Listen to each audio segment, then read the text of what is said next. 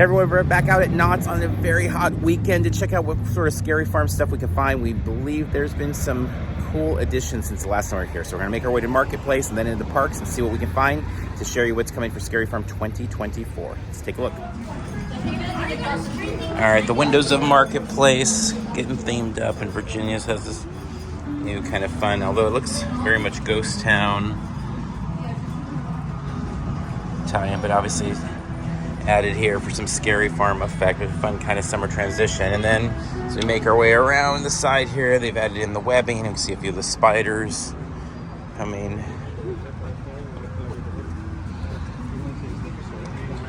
A couple of the Scary Farm t-shirts on display here as well. Although Virginia's does not yet have any Scary Farm merch for sale. The Legacy store, of course, still is open, and that's the go-to at the moment. But you got a little bit of decor here in the windows with more to come soon. And a few of the banners have gone up there. We've got our Scary Farm there. We've also got a digital board that's starting to read. And it's got the spider theme going on there with widows. And then, of course, the big sign we all wait all year to see. There it is. And the ghost town streets, now we've got a few little touches here and there. Some jack-o'-lanterns slowly making their way to the rooftops, as well as some of the insectoids as well. So there are a lot more to come, but you can see it across the picture gallery as well. Way to the front there. Now we got a few more ghouls here, making their way to some of the buildings. Currently they're using Town Hall for Marcy meet and greet. It's so hot they have the characters inside in a number of locations. We actually went inside the the Walter Knott Theater now. And they have it all closed off for their work on Elvira, but Snoopy was in there meeting and greeting.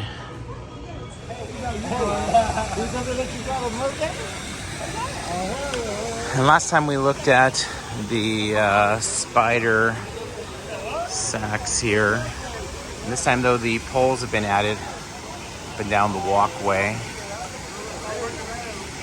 These replace the little mini ghosts that were there for many years, which I really love those as well. But these look great. It's really nice with the foliage all over here around Mystery Lodge and the lake. All right, so we made our way through Camp Snoopy, where there are really almost no signs for the gauntlet yet, like no decor at all. Didn't even see fog boxes yet. But we do have a little bit of decor popping up here in Fiesta. So some fun work on the banners there, the poles, and we'll see if we find anything else over here. All right, so as we exit Fiesta, I mean, the poles go all the way through. But at Forsaken Lake, I mean, they've cleared the area out here from the summer booths. We've got the fog machines and obviously some of the show lighting coming in as well. So we've got our fog, sound, lighting, and then we can see one of the poles set there as well. Going close on this pole ghoul here to get a better look at fabric and all of that. So if you've watched our videos over the years, you know I love seeing these pole banners go up. These different types of ghouls make their way into the park. It's always a fun sign of the season. Very distinctive to the areas, locations, scare zones that they are in. You see them? That's what I'm talking about. And we've looked at this in the past. I don't really see any changes since last time we were over here, which is zooming by. Was the mourner in there before?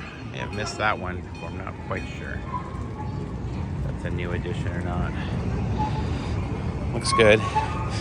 Best thing of seeing all this down here is obviously it's fun just to have the decor exposed already, but also it just feels like more and more work is going into giving Forsaken Lake the talent, a larger playground, a larger footprint to work with.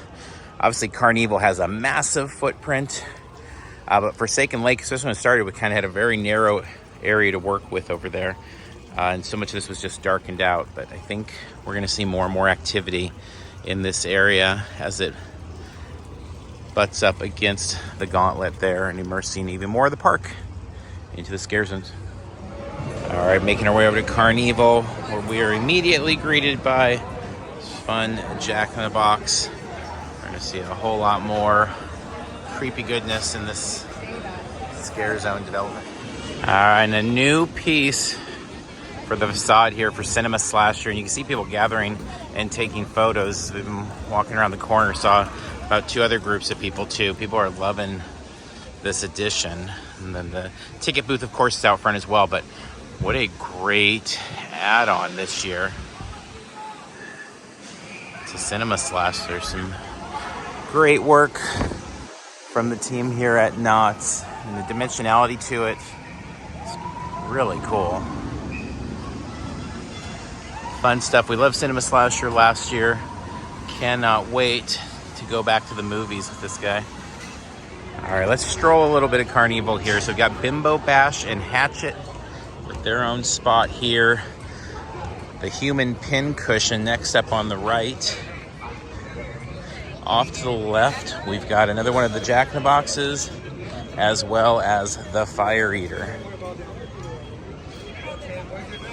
All of these merging really well with Mesmer, in addition to obviously CarnEvil. On this side, the head of Medusa. Over here, we've got the Strong Man.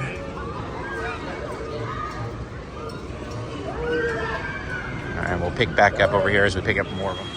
All right, so over here at Coasters, I really love the Jack in the Boxes heading on top there. Coasters, I always think, is one of the best backdrops for decor. And so for like Mary Farm, when they put the Christmas trees out and stuff, I'm a real sucker for that kind of 50s diner look.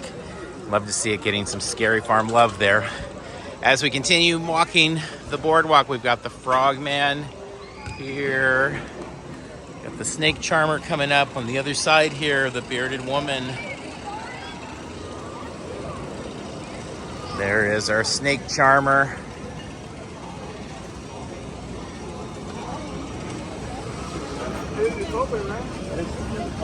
The Sword Swallower. Got the Knife Thrower.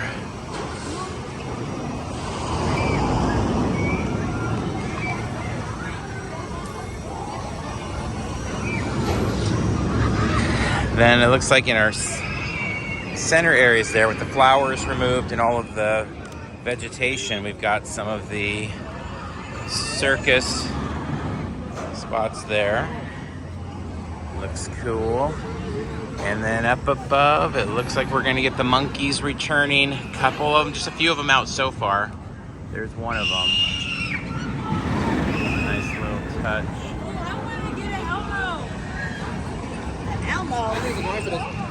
Here we've got the 4-winged duck.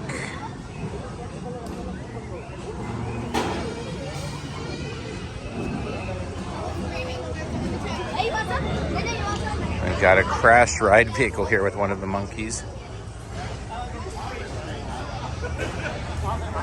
So maybe we're gonna get even more monkeys, but maybe they're gonna be, some of them have fallen down. We'll see. We've got another one here. He's got a little knife.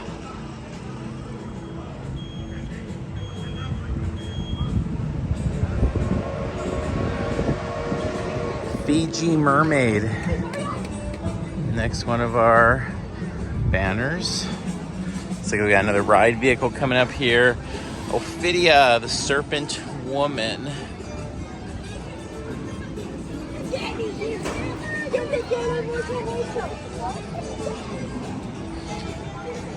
No monkey in this one, or at least not yet. I love that little broken down ride vehicle touch there. We've got the Barrel of Spare Monkeys. Fun little nod there. Our swamp creature artwork there. Ticket booth. I believe this is one of the lantern activations. All right, another banner for the Escape Artist.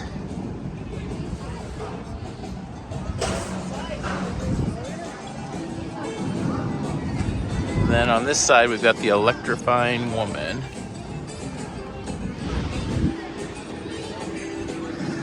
the old school, these look like the old helium type heads for the clowns, adorning the rest of the walk here. Oh, off the side is old Tara, the Mystic Madam.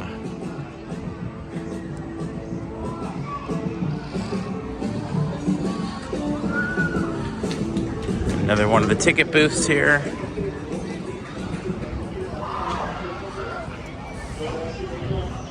Carnival is such an iconic zone. It's so cool them getting all these extra touches. We got the spilled icy there. And then I love this touch, a little bit of bloody handprints.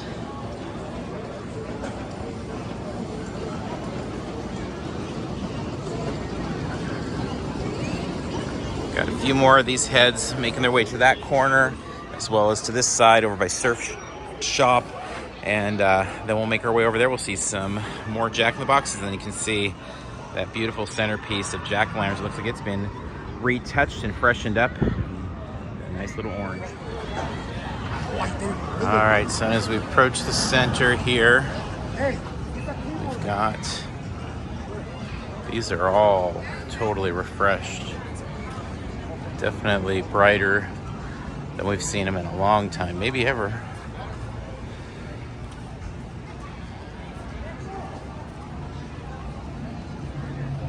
Looking good.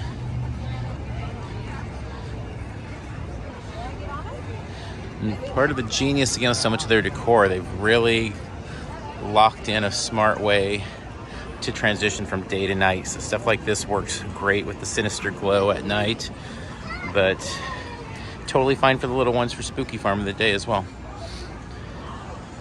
Good stuff here. This is actually one of kind of my favorite spots each year, seeing it come together. It's just so pronounced, so awesome. So I almost missed it. I was gonna say, oh, Cordy's doesn't have anything Halloween yet, but we can see they've got a little bit of the wallpaper. Carmel found that. And there we go, so. Even a little bit of Halloween in here at Cordy's.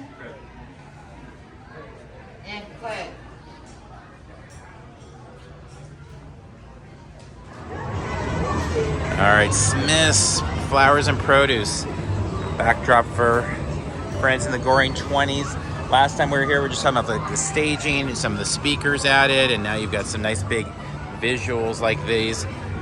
These are always kind of funny, I think, for the day guests this time of year, because I don't think anybody that's not a Scary Farm fan really understands what these are and why there's like some rotting fruit hanging out over here. But as Scary Farm fans, we know exactly what it is, and we get excited to see it. We know the Goring 20s is just pure joy every season. It's been a real gift to the Scare Zone scene out here. So at the factory store, there's no sign yet of the art show, although we know that's coming into the fog. Another one of the great additions in the last however many years. Look forward to it every year. Always buy art, always find cool stuff there. Then we've got the Charleston Circle Gazette. Another great backdrop for our friends in the Goring 20s. And then welcome to Memory Lane. We've got the crash car into the sign there.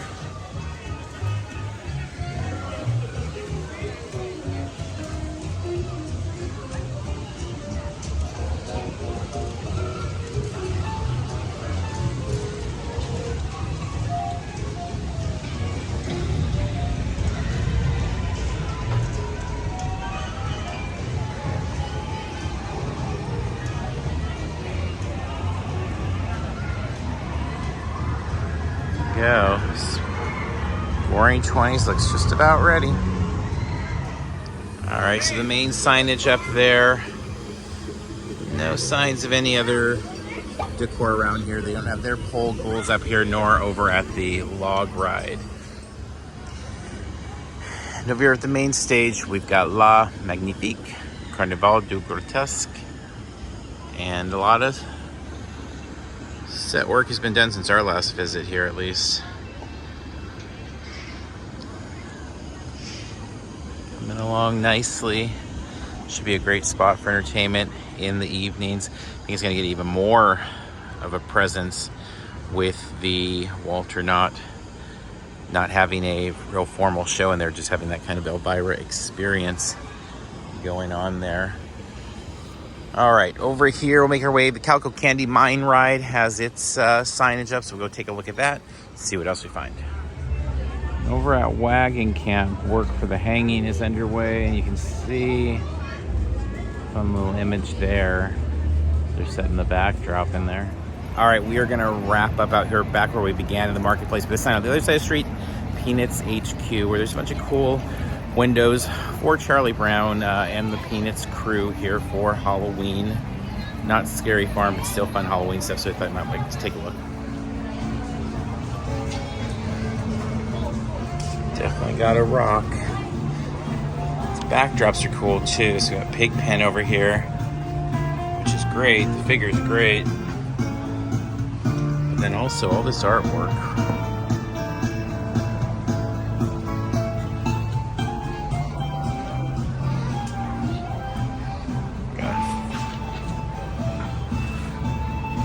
I got Franklin here.